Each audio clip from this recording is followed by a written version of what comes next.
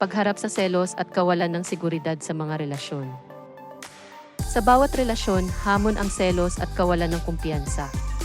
Ating tuklasin kung paano ito malalampasan.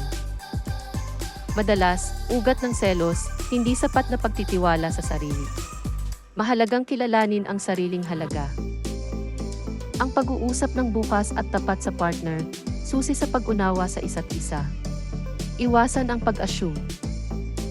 Pagtuunan ng pansin ang personal na pag-unlad. Ang kasiguruhan sa sarili, nagpapalakas ng relasyon.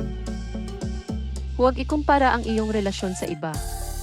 Ang bawat isa ay may kanya-kanyang paglalakbay at hamon. Alalahanin, ang tiwala'y kailangang itaguyod. Bigyan ng espasyo ang iyong kapareha upang lumago at magtiwala rin sa iyo. Sa huli, ang pagtanggap at pagmamahal sa sarili ang pinakamabisang sandata laban sa selos at kawalan ng kumpiyansa.